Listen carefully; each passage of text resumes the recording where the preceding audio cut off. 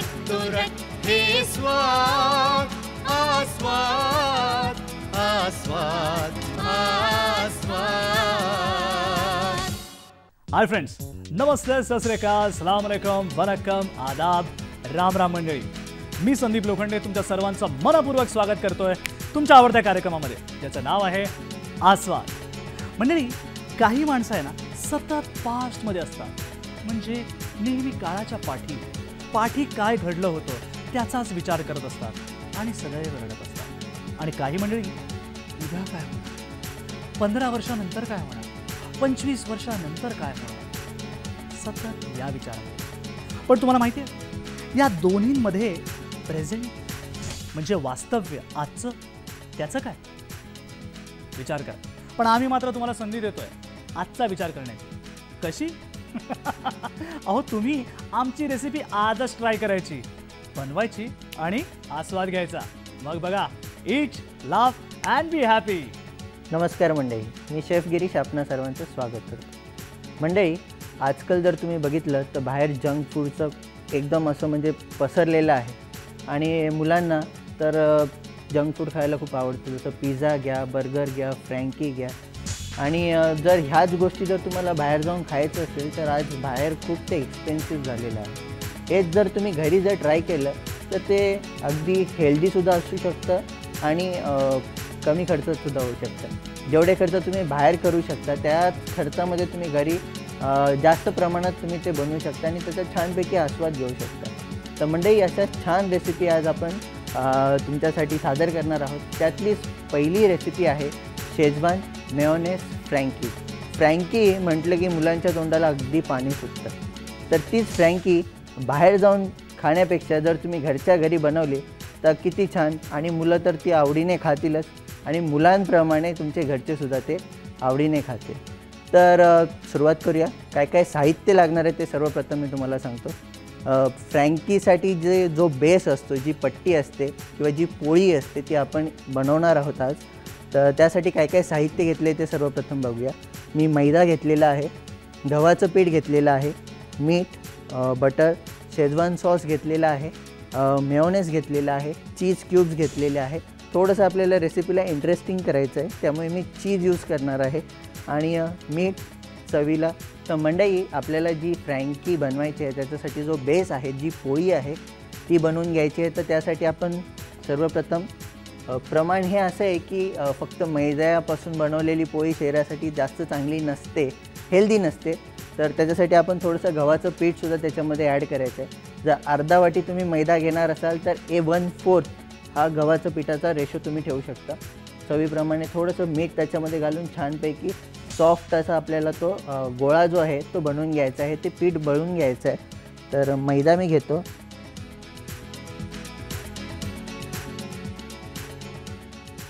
4 चमचे मैदा घेतलेला आहे मी आणि 2 चमचे गव्हाचं पीठ. यातच थोडंसं चवीप्रमाणे मीठ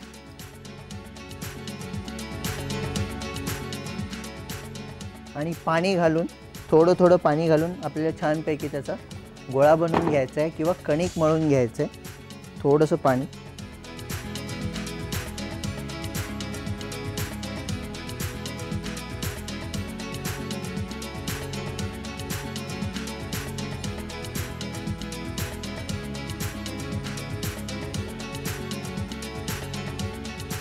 अतिशय हेल्दी अशी ही रेसिपी आहे, कारण आपण मैद्याचं प्रमाण हे गव्हाच्या पिठाच्या फक्त 1 पट जास्त घेतलेलं आहे.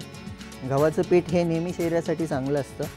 ही रेसिपी तुम्ही मुलांना टिफिनमध्ये सुद्धा बनवून देऊ शकता.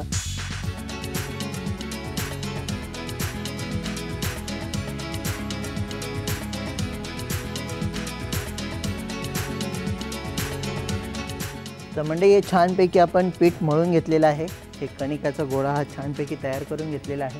आता हे आपल्याला ह्याचे छोटे छोटे पीसेस करून घ्यायचे आहेत आणि छानपैकी पोळी लाटून घ्यायची आणि शॅलो फ्राय करून घ्यायची. अर्धीच फ्राय करून घ्यायची, पूर्ण त्याला फ्राय करायचं नाही आहे. छान असे बारीक बारीक गोळे करून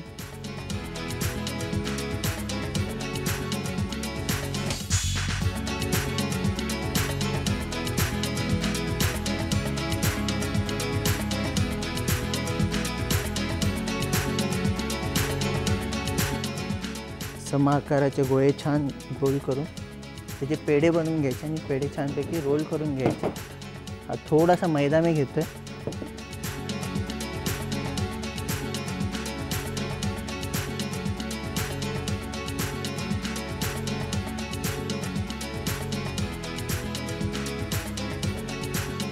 छान पातळ अशी पोरी लाटून घ्यायची.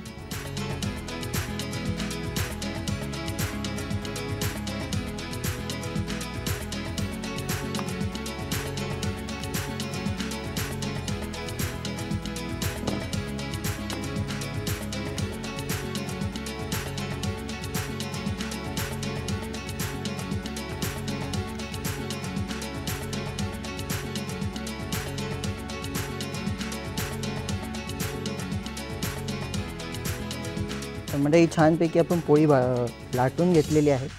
ही स्लो फ्लेमवर आपल्याला शॅलो फ्राय करून घ्यायची. मी थोडा गॅस चालू करून घेतो. पॅन छान गरम झाल्यानंतर आपल्याला ती शॅलो फ्राय करून घ्यायची. पॅन छान गरम झालेला आहे. ती शॅलो फ्राय करून घ्यायची आपल्याला.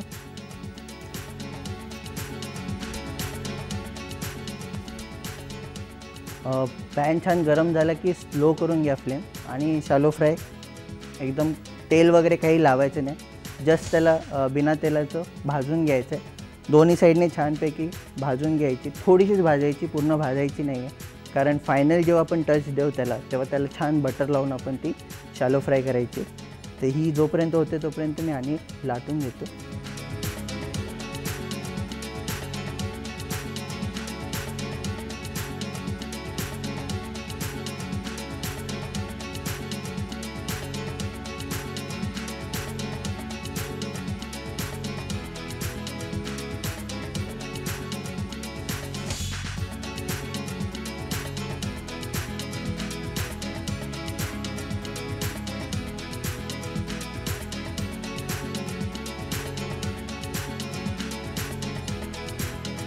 थोडासा मैदा,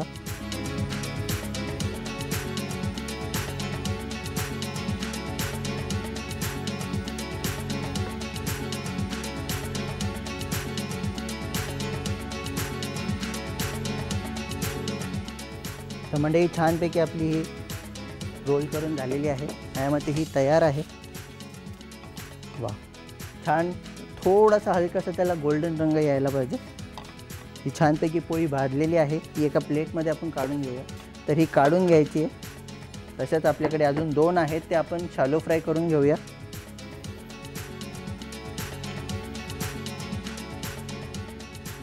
मैदा असल्यामुळे थोडीशी ती इलास्टिक झालेली आहे. म्हणजे ते रबर कसं असतं तसं झालेलं आहे.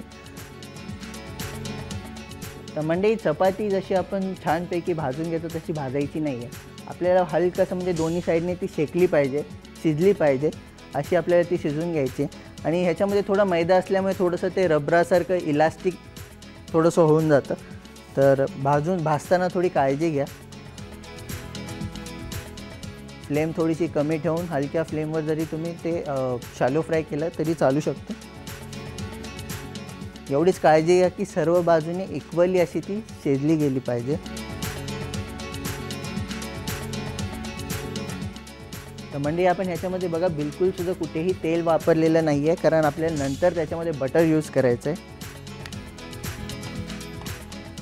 हे बघा छानपैकी सर्व बाजूने ती छान शेकलेली आहे.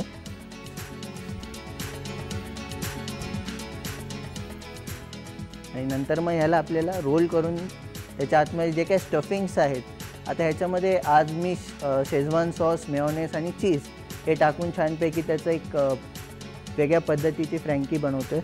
त्याच पद्धतीने तुम्ही बटाटा जसं तुम्ही मसाला डोसा बनवता त्यातली जी भाजी असते ती याच्यामध्ये स्टफ करून तीसुद्धा यूज करू शकता. तीसुद्धा फ्रँकी बनवू शकते.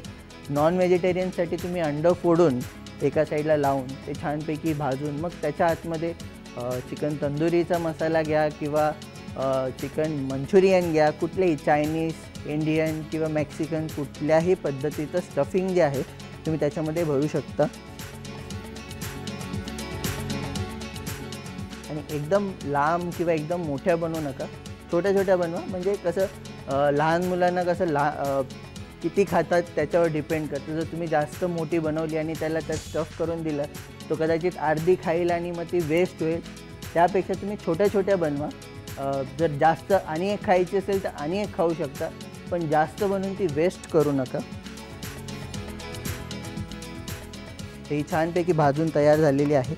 दोन्ही साईडने छान अगदी हलका गोल्डन कलर यावा अशी आपण भाजून घेतलेली आहे. याच्या आधी जे आपण फ्राय केलेले होते ते छान थंड झालेले आहेत. त्यातल्या एकला आता आपण स्टफ करायचं आहे. तर थोडंसं बटर,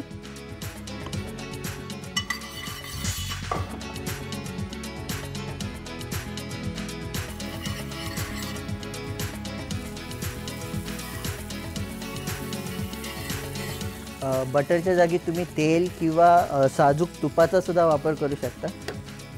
तर ही जी आपण फ्राय करून घेतली होती शालो फ्राय ती छानपैकी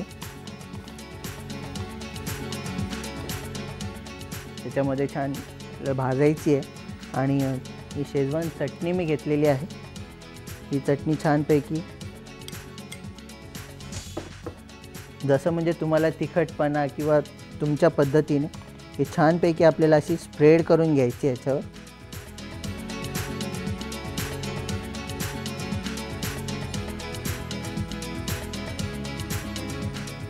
अच्छा, तुम्ही नवीन असाल आणि पहिल्यांदा करत असाल तर फ्लेम स्लो करून ही प्रोसेस करा, जेणेकरून ती खालून जळणार नाही. ह्याच्यात मी आता मेयोनेज,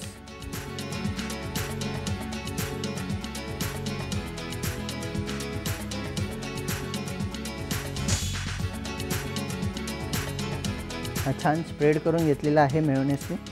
आणि माझ्याकडे चीज क्यूब्स आहेत. चीज क्यूब्स ग्रेट करत असताना नेहमी थोडंसं फ्रीजमध्ये ठेवा. थोडेसे सॉलिड होतात, टफ होतात आणि मग ग्रेट करायला इझी होतं.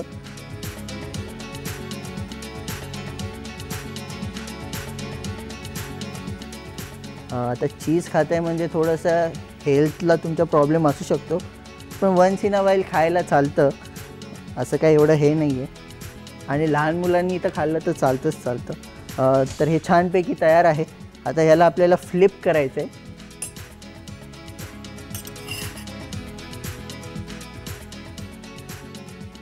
छानपैकी एका साईडने प्रथम आणि नंतर मग दुसऱ्या बाजूने हे छानपैकी असं फ्लिप करून घ्यायचं आहे. आणि मग खालून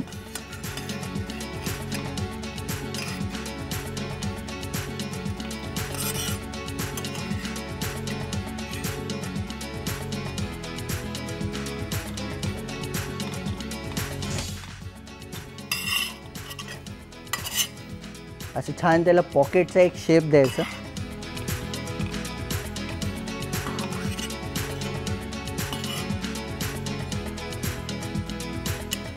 अगदी छान असं स्टफिंग त्याच्यामध्ये आहे. थोडंसं फ्लेम आता मी वाढवतोय आणि याला एक फ्लिप देतोय.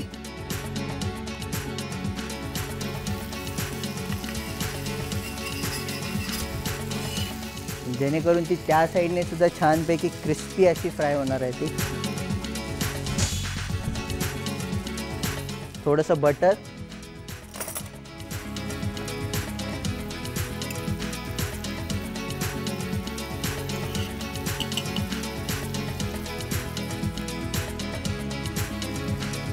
वा, छान क्रिस्पी फ्राय झालेली आहे.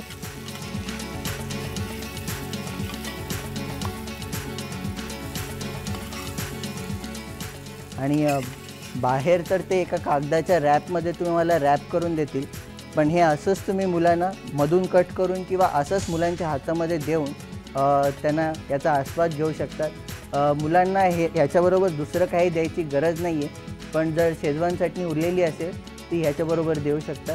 किंवा तुम्ही याच्याबरोबर जो टमॅटो केचप जो असतो तो याच्याबरोबर दिलात तर अगदी बेस्ट असं कॉम्बिनेशन आहे. तर तुम्ही ही रेसिपी नक्की करून पहा. तर मंडई आपली छान फ्रँकी छान तयार झालेली आहे.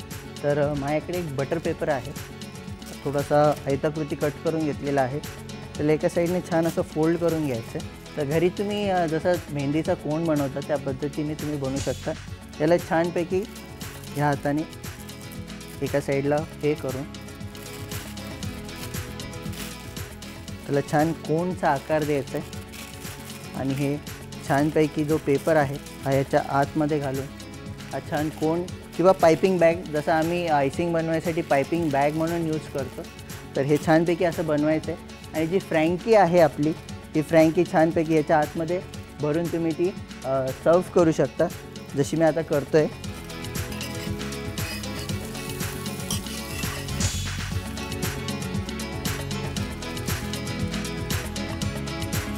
तर मंडळी ही अशी छानपैकी फ्रँकी ही तुम्ही सर्व करू शकता. मग ती थोडी खाऊन झाल्यानंतर थोडी थोडी वर काढून त्याचा छानपैकी तुम्ही आस्वाद घेऊ शकता. तर मंडळी माझी खात्री आहे तुम्ही ही रेसिपी नक्की घरी करून बघणार आहात आणि मुलांना तर आवडणारच आहे. त्याप्रमाणे तुमच्या घरी असलेले जे वरिष्ठ प्रेक्षक आहेत त्यांना तर नक्कीच आवडेल. छोटी बनवा आणि हेल्दी बनवा. तर मंडळी छान अशी आपली ही फ्रँकी तयार झालेली आहे. ही एका प्लेटमध्ये तुम्ही ठेवून मुलांना देऊ शकता.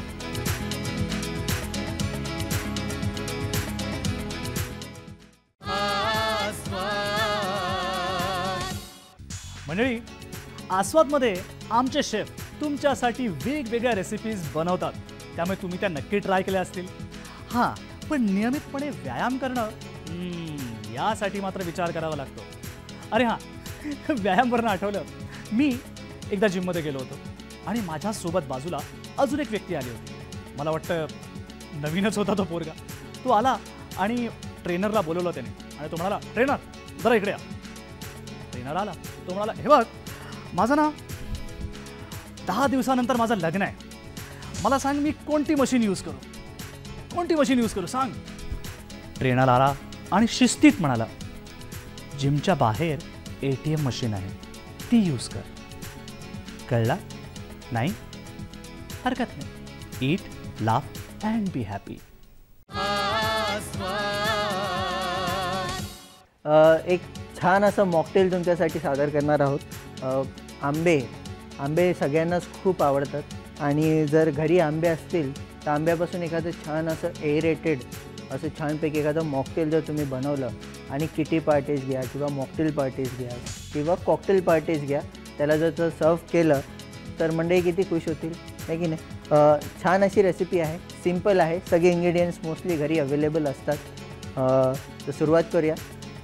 आंब्याचा मी पल्प करून घेतलेला आहे. एका आंब्याचा नॉर्मली रत्नागिरी हापूस जो आंबा येतो त्याचं छानपैकी पल्प काढून तो छानपैकी ग्राइंड केलेला आहे स्मूथ टेक्स्चरमध्ये. तर मंडळी जर फ्रेश नसेल तर मार्केटमध्ये क्रश तुम्हाला अवेलेबल आहे, तर क्रशसुद्धा तुम्ही यूज करू शकता. मँगो पल्पचे टीन भेटतात, तर ते सुद्धा तुम्ही यूज करू शकता. तर मंडळी काय काय साहित्य लागणार आहे ते सर्वप्रथम आपण बघूया. मँगोचा पल्प, पुदिन्याची काही पानं, एक लिंबू, साखर ऑप्शनल आहे, जर तुम्हाला साखर पाहिजे असेल तर साखर घालू शकता. जर आंबा छानपैकी गोड असेल तर तुम्हाला ते घालायची गरज नाही आहे साखर, त्यामुळे आम्ही साखर तर मी काही यूज करत नाही आहे. पण अकॉर्डिंग टू युअर टेस्ट तुम्ही त्याच्यामध्ये साखर किंवा शुगर सिरप जे आहे ते तुम्ही यूज करू शकता किंवा तुम्ही मधसुद्धा त्याच्यामध्ये घालू शकता. लिंबू घेतलेला आहे, पुदिना आहे, तर लिंबाचा ज्यूस आपल्याला लागणार आहे, अर्ध्या लिंबाचा ज्यूस आणि काही पुदिन्याची पानं. पुदिना बेसिकली आपण मॉकटेल्समध्ये सर्व करतो कारण एक रिफ्रेशिंग अशी एक त्याच्यापासून काय बोलतात ती एनर्जी किंवा काहीतरी भेटते आपल्याला असं म्हणतात. किती सत्य आहे आपल्याला माहिती नाही, पण तरीसुद्धा आपण पुदिना म्हटलं की काहीतरी फ्रेश, मिंट म्हणजे फ्रेशनेस असं काहीतरी त्याचं एक गणित आहे. तर त्यासाठी आपण पुदिनासुद्धा त्याच्यामध्ये यूज करणार आहोत आणि त्याला टॉप करायसाठी आपण सोडा वापरणार आहोत, सोडा किंवा एरेटेड वॉटर. तर पुदिना थोडासा मी बारीक कापून घेतो. फक्त पुदिन्याची पानं आपल्याला घ्यायची आहेत.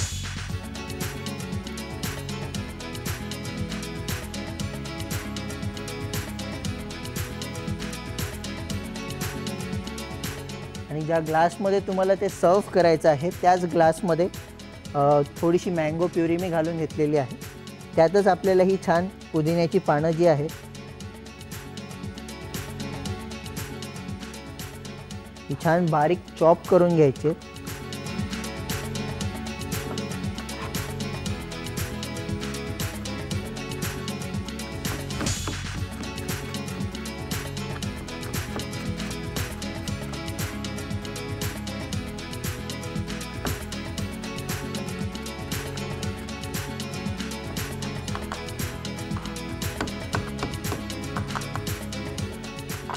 ही पुदिन्याची पानं आपण बारीक चिरून घेतलेली आहेत. ही पानं आपण त्याच्यात घालायची आहेत आणि अर्ध्या लिंबाचा ज्यूस.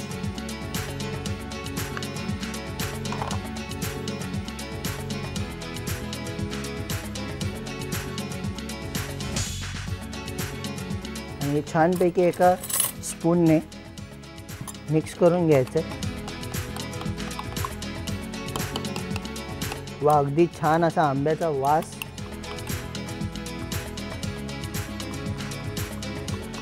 हे छानपैकी असं मिक्स करून घ्यायचं बेसमध्ये. आणि मग जे एरेटेड वॉटर आहे, सोडा आहे, त्याने आपल्याला ते टॉप करायचं आहे.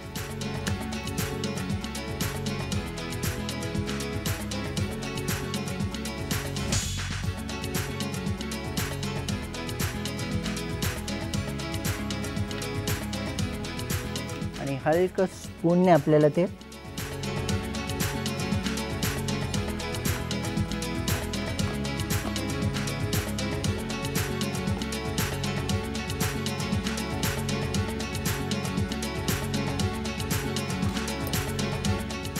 त्याला छान गार्निश करण्यासाठी एक पुदिन्याचं देठ.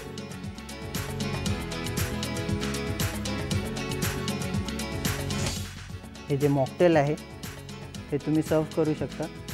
अगदी सिंपल अशी रेसिपी आहे, झटपट होणारी आहे, 2 ते 3 मिनटं लागतील. तर नक्की ही रेसिपी करून बघा.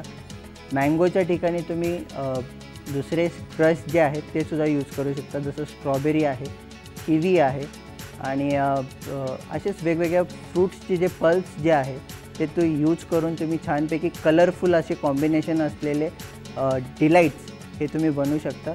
तर आपलं मँगो डिलाईट जे आहे हे तयार आहे.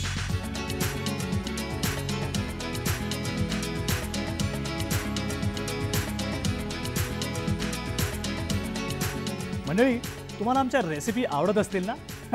मला माहिती आहे तुम्ही नोटही केलं असेल, पण यासाठी तुम्हाला आमच्या शेफला थँक्यू बोलायला लागेल. असं म्हणजे कधी कधी मला असं वाटतं की जे रेसिपी शोज करतात म्हणजे त्याचे अँकर, मी माझी गोष्ट करत नाही आहे, पण काही शोमध्ये अँकर असतात ना, कमालीचे एक्सप्रेशन देतात. तुम्हाला सांगतो, काही बनवलं, ते तयार झालं आणि त्याचा पहिला घास खायच्या आधीच म्हणतात, वा क्या बात आहे, डिलिशियस, तुम्ही नक्की ट्राय करा. अहो, पहिलं खा, त्याचा आनंद घ्या, त्याचा आस्वाद घ्या आणि मग एक्सप्रेशन द्या. पण तुम्हाला सांगतो, त्याचबरोबर एक असा चॅनलवरती मी एक शो बघत होतो, तिथे एक अँकर होता आणि बनवायचं चालू होतं. मला वाटतं कदाचित केक बनवत होते आणि केक बनवला आणि त्यानंतर तो शेफ म्हणाला, आता आपल्याला 15 मिनटं वाट पाहावी लागणार आहे, मी हा केक ओव्हनमध्ये ठेवणार आहे, आता भेटूया 15 मिनटानंतर. त्यांनी तो केक उचलला, ओव्हनमध्ये ठेवला, कट्टू तो घेऊन आला, झाला केक तयार. अरे मित्रा, ओव्हनमध्ये ठेवायच्या आधी ओव्हनचं बटन ऑन कर, त्याला गरम होऊ दे, मग ठीक आहे. It, laugh and be happy. आस्वाद आहेत 6, गोड कडू आंबट तिखट, खारट तुरट हे स्वाद.